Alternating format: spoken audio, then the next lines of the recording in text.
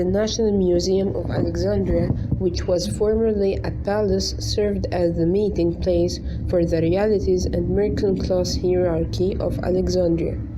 The museum consists of 3 levels: the basement housing the pharaonic artifacts, the ground level displaying the Greco-Roman treasures, and the first floor containing relics from Egypt's Coptic, Christian, and Islamic heritage, as well as some insight into the valuables left behind by King Farouk's family before the 1952 revolution.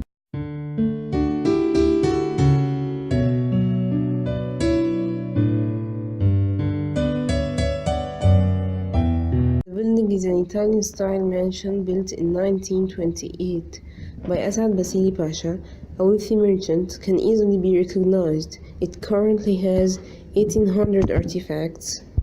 All the valuable objects are the narrators of the rich history of Alexandria, and open chapters relate to the Pharaonic, Roman, Coptic, and the Islamic ages.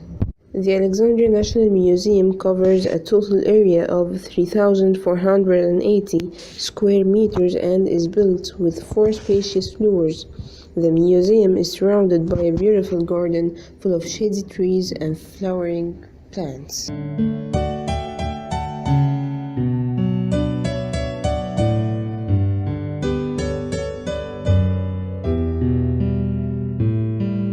The first floor of the museum contains the pharaonic items, including a lot of statues of different ancient Egyptian rulers and gods and very interesting portraits of Menkaure, Akhenaten, and Hatshepsut. There are also some replicates of the tombs that were discovered in the Valley of the Kings. These tombs include canoptic jars and many other interesting items. Also, you will find the map of Alexandria, and you can see the old Alexandria and know a brief about its history.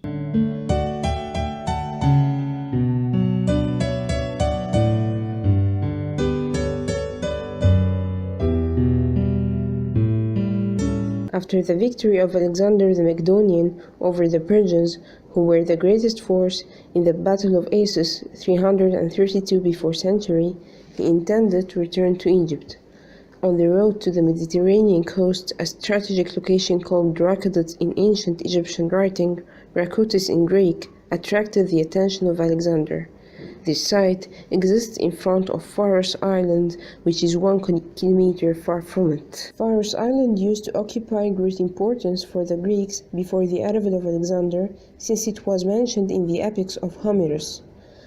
Alexander the Macedonian realized that the site of Rakoda was valid to be a city carries his name for the following qualifications of the site.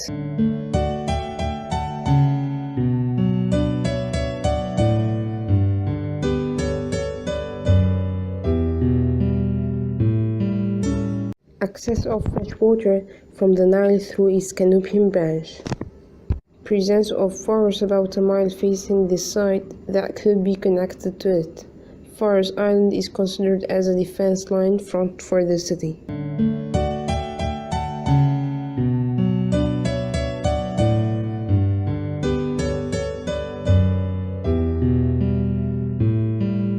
Presence of Lake Mayotte acts as strengthening defense. Finally, the site was an important city in the pharaonic area according to the Greek historian Strabo.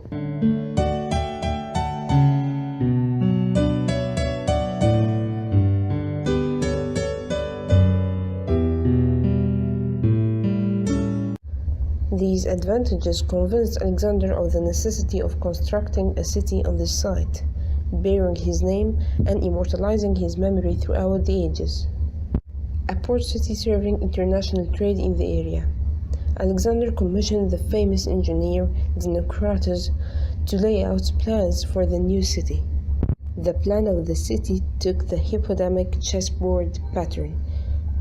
This was the common plan known to many of the great cities since the 5th century before century.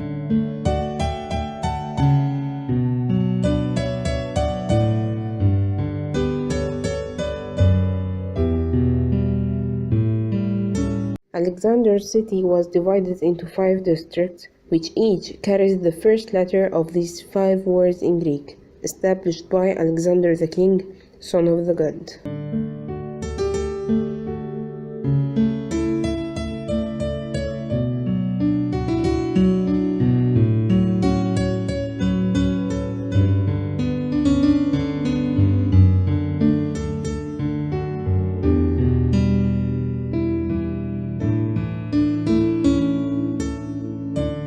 The middle floor of the museum contains the antiquities of the Greco-Roman period, which includes statues of Greek ladies and an amazing statue of god Serapis, granite statue of Caracalla.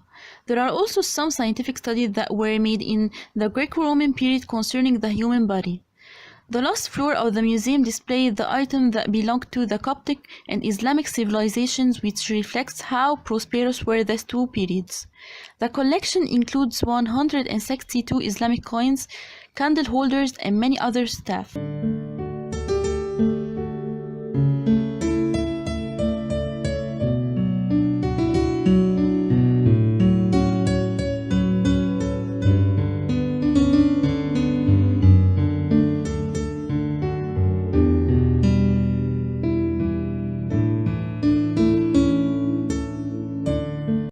The Coptic section includes a lot of everyday life items made out of bronze, copper, and silver. There is also some interesting icons that demonstrate religious scenes of the Christ and the Last Supper. This is beside a lot of cotton and textiles products that have fascinating with plant and animals ornaments. Among the most important items of the National Museum of Alexandria, there is the famous statue of the ancient Egyptian writer. Some pots that were found around the pyramid of Djoser in Saqqara. There are also some displays from the intermediate pharaonic period that reflects how the arts of this period became more realistic.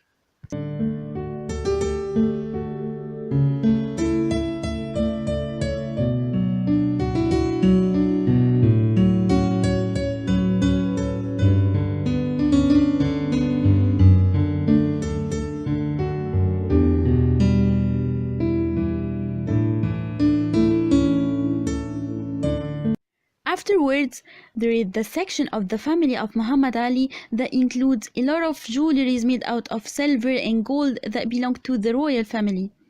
The most interesting section in the Alexandria National Museum is the section that displays antiquities that were found under the sea in Alexandria.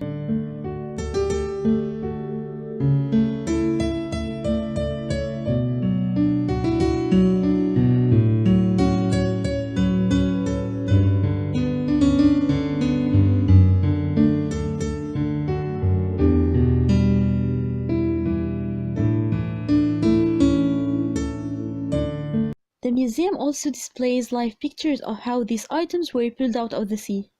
This section includes a black bronze statue of Isis, some portraits and statues of Greek gods, which includes an interesting statue of the head of Alexander the Great and another for Venus, the goddess of love. The museum gives a total comprehensive illustration of not only the Alexandrian history but the history of Egypt. A visit to the National Museum of Alexandria is a must for anyone who is interested in the Egyptian antiquities and history. The museum is open from 9 in the morning till 5 in the afternoon. Note that cameras are not allowed inside.